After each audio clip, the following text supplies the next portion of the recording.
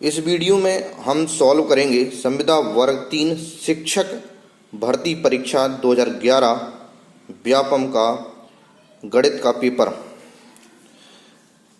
इन paper को हल करने से आपको ये पता चल जाएगा कि आपको परीक्षा में किस लेवल की तैयारी करना है और किस सब्जेक्ट से किस लेवल के क्वेश्चन आते हैं, कहाँ पर किस सब्जेक्ट में ज़्यादा मेहनत करना है और किस सब्जेक्ट में थोड़ी मेहनत से भी हमारा काम चल जाएगा।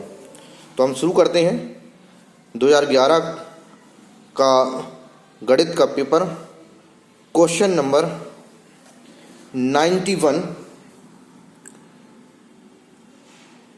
3075 को 25 से भाग देने पर भागफल प्राप्त होगा। 3075 को 25 से भाग देने पर भागफल प्राप्त होगा।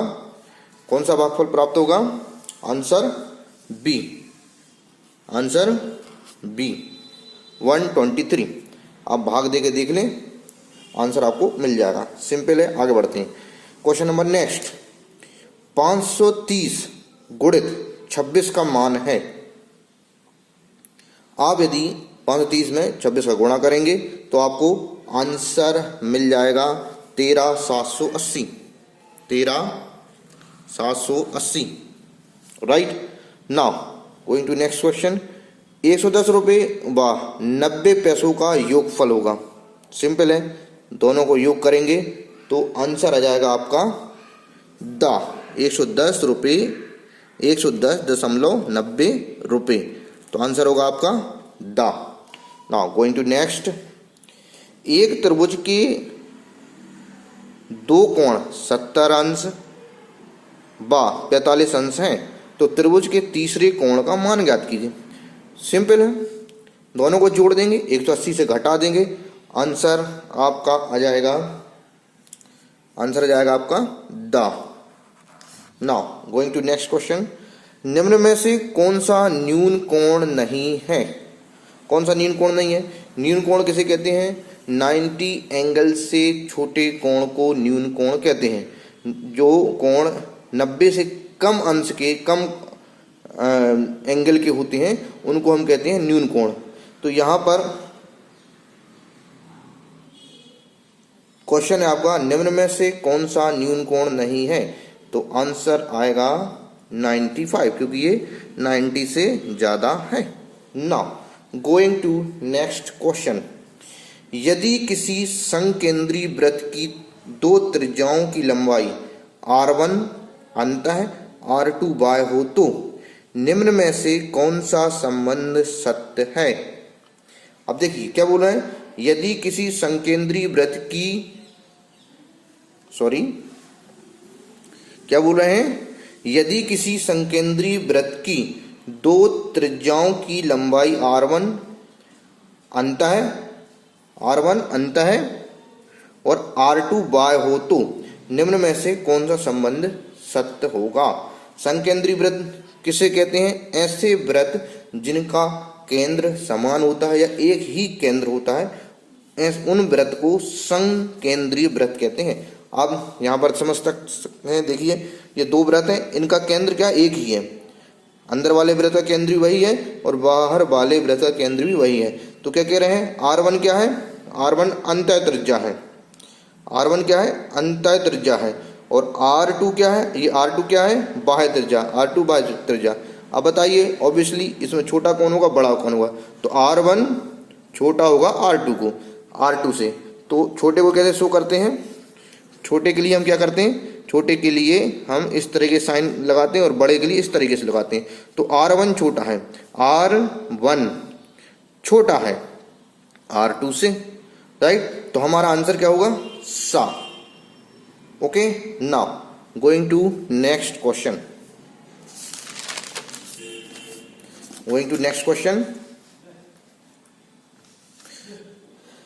निम्न पैटर्न में आगे की दो संख्याएं हैं। अब बताइए, यहाँ पर 2, 3, 5, 7, 11, 13, इसमें कौन सा पैटर्न लग रहा है? आगे की दो संख्याएं क्या होंगी? अब देखिए यहाँ पे हमने बहुत से प्रयास करके देखिए। आप देखिए यहाँ पर आइए आंसर, ये सॉल्यूशन पर आइए।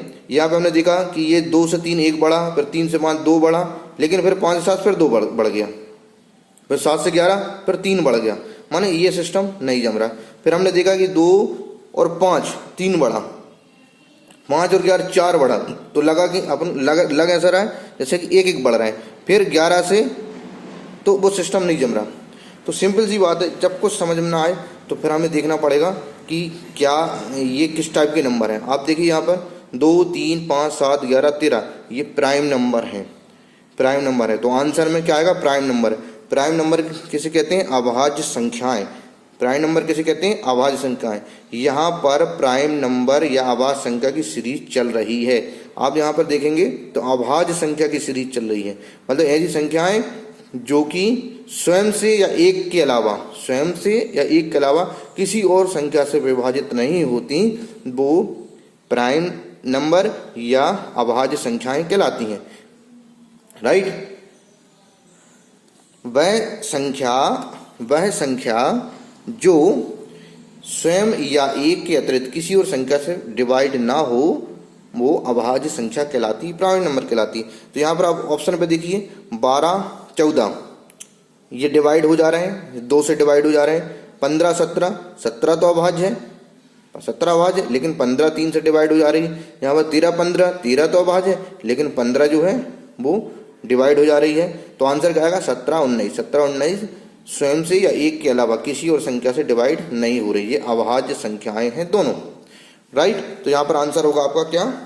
आंसर होगा द। क्या आंसर होगा? द। Right? Now going to next question. यहाँ पर आप समझ गए प्राइम नंबर किसे कहते हैं, अभाज्य संख्याएं किसे कहते हैं। यहाँ पर कौन सी सीरीज चल रही है? यहाँ पर चल रही है अभाज्य संख्या की सीरीज। आओ now going to next question. 24 घंटे प्रारूप में 2:30 PM को लिख सकते हैं। सिंपल सा क्वेश्चन है। 24 घंटे के प्रारूप में 2:30 PM को क्या लिखेंगे? 14:30 घंटे।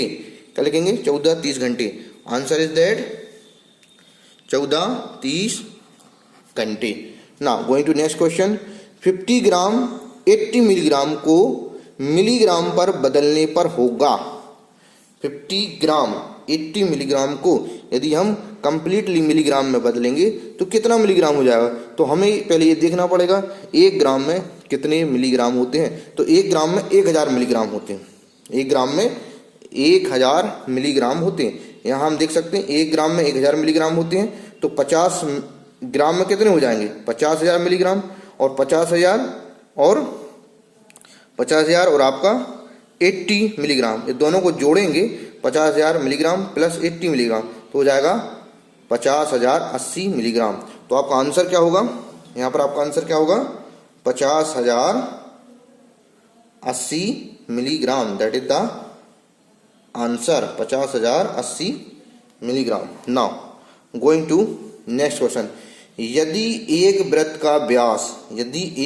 का व्यास 40.5 सेंटीमीटर है तो त्रिज्या होगी।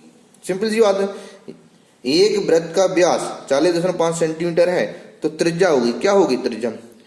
त्रिज्या व्यास की आधी होती है, व्यास की आधी त्रिज्या होती है। तो आंसर क्या हो जाएगा? ये आपका व्यास है तो इसका आधा कर दो, माने 40.5/2। यहाँ पर देखेंगे आप 40.5/2, 40.5/2 कितना आंसर आएगा आपका? 20.25। तो answer is that 20.25। Okay, now going to next question. 4 litre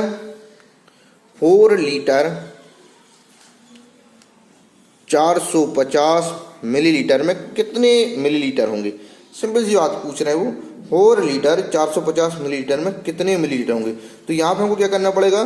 पहले लीटर को मिलीलीटर में कन्वर्ट करना पड़ेगा, पर उसको और इसको जोड़ देना होगा तो टोटल मिलीलीटर निकल आएंगे। राइट? 1 लीटर में कितने मिलीलीटर होते हैं? यहाँ पर आप गौर करें 1 लीटर में कितने मिलीलीटर होते हैं? 1000 मिलीलीटर। 4 लीटर में कितने होंगे? 4000। इसमें 450 मिलीलीटर जोड़ देंगे, आंसर आ जाएगा आपका 4450 मिलीलीटर। 4450 millilitre, 4450 millilitre. तो answer is that A. Now going to next question. गणित शिक्षण की मुख्य विधि है, गणित शिक्षण की मुख्य विधि है।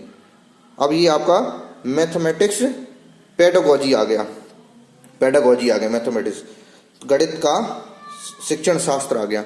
गणित शिक्षण की मुख्य विधि है व्याख्यान, प्रदर्शन विधि, आगमन निगमन विधि, ये सभी। आंसर बताइए, व्याख्यान, प्रदर्शन विधि, आगमन निगमन विधि, ये सभी। क्या आंसर होगा? 102 का 102 का आंसर क्या होगा? इसका आंसर होगा ये सभी। देखिए मैं आपको एक बात, बहुत ही महत्वपूर्ण बात बता दूं, बहुत ही रहस्यमयी गूढ़ बात है ये, कि यदि ऑप्शन में ये सभी आता है तो उसके सही होने की संभावना 30% होती है, 30% बढ़ जाती है। और यदि उसमें आता है इनमें से कोई नहीं तो उसकी गलत होने की संभावना 30% कम हो जाती है। यदि ये सभी जहाँ आता है उस पर गौर करना, हो सकता है कि आंसर यही होगा ये सभी, और इनमें से कोई नहीं आता है तो वो आंसर नहीं होता। तो 102 गणित शिक्षण विधि है, 102 हमारा क्वेश्चन नंबर है 102। गणित शिक्षण की मुख्य विधि है, क्या है मुख्य विधि, क्या है गणित शिक्षण की मुख्य विधि क्या है, गणित शिक्षण की मुख्य विधि क्या है? तो आंसर होगा ये सभी। व्याख्यान भी हम कर देते हैं, जो 11th 12th और इवन BSc MSc लेवल में व्याख्यान विधि का उपयोग किया जाता है।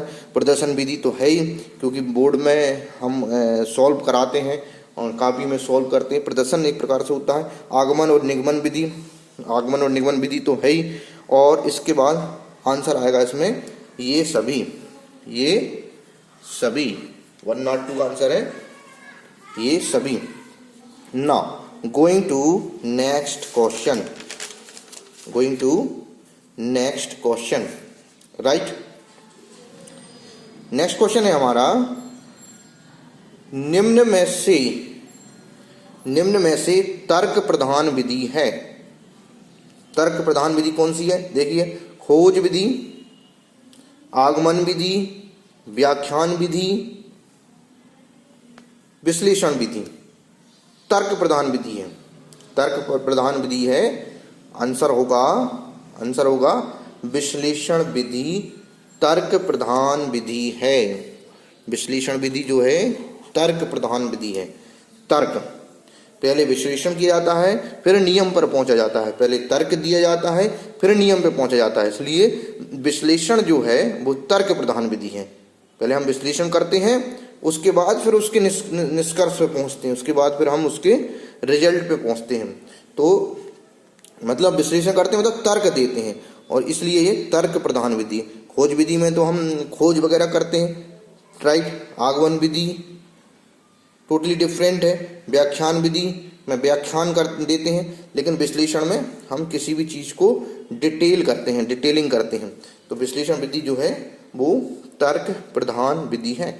Now going to next question, व्यवहारिक गणित का भाग है। व्यवहारिक गणित का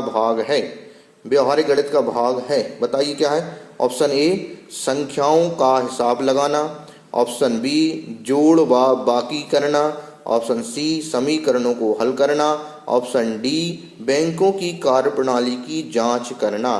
बताइए कौन सा आंसर है इसमें? संख्याओं का हिसाब लगाना, जोड़ व बाकी करना, समीकरणों को हल करना, बैंकों की कार्यप्रणाली की जांच करना। तो इसमें व्यवहारिक गणित क्या है? व्यवहारिक गणित है, देखो संख्याओं का हिसाब लगाना तो ऑब्वियसली वो गणित ही है, जोड़ घटाना करना वो भी गणित है, समीकरण भी गणित है। लेकिन व्यवहारिक गणित जो व्यवहार में उपयोग में लाई जाती है वो है बैंकों की कार्यप्रणाली की जांच करना।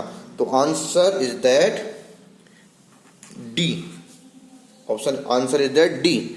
अब नाउ सबसे इंपॉर्टेंट क्वेश्चन, महत्वपूर्ण क्वेश्चन जो अक्सर देखने को मिलता है स्टेट लेवल और सेंट्रल लेवल एग्जाम में, दौड़ के मैदान से अभिप्राय है। दौड़ के मैदान से अभिप्राय है।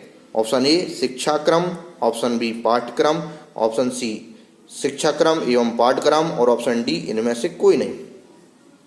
देखिए यहाँ पर मैंने समझाने का प्रयास किया है, पाठ्यक्रम जो है, पाठ्यक्रम जो है ये बना है क्यूरिकुलम से। किससे बना? क्यूरिकुलम। और क्यूरिकुलम जो है वो लैटिन भाषा का वर्ड है। क्यूरिकुलम जो है वो लैटिन भाषा का वर्ड है, लैटिन भाषा का वर्ड है क्यूरिकुलम। और ये जो वर्ड है ये आया है क्यूरर से। ये आया कहाँ से? क्यूरर से आया है, क्यूरर, क्यूरर से आया है। क्यूरर मतलब होता है रेस कोर्स या दौड़ का मैदान। लैटिन भाषा में क्यूरिकुलम को दौड़ का मैदान कहते हैं, राइट। लैटिन भाषा में क्यूरिकुलम को दौड़ का मैदान कहते हैं। तो इतना याद रखना, क्यूरिकुलम आया है लैटिन से जो कि बना है क्यूरर से, जिसका मतलब होता है रेस कोर्स या हिंदी में बोले दौड़ का मैदान। तो क्यूरिकुलम का क्या मतलब हुआ? क्यूरिकुलम का मतलब हुआ दौड़ का मैदान। तो हमारा यहाँ जो क्वेश्चन है दौड़ के मैदान से अभिप्राय है, तो इसका आंसर क्या होगा? पाठ्यक्रम, क्योंकि पाठ्यक्रम मतलब होता है क्यूरिकुलम, क्यूरिकुलम मतलब होता है क्यूरर, क्यूरर लैटिन भाषा का वर्ड है, क्यूरर का अर्थ होता है रेस कोर्स या दौड़ का मैदान। तो पाठ्यक्रम दौड़ के मैदान से अभिप्राय है पाठ्यक्रम, आंसर होगा B. Now next question 15 mathematics के, वो हम नेक्स्ट वीडियो में करेंगे क्योंकि वीडियो बहुत लंबा हो जाता है और उससे बोरियत भी होने लग जाती है। तो अभी आप इतने क्वेश्चन आप तैयार करें और चाहें तो आप वीडियो को दोबारा देखें और अच्छी तरीके से तैयार करें।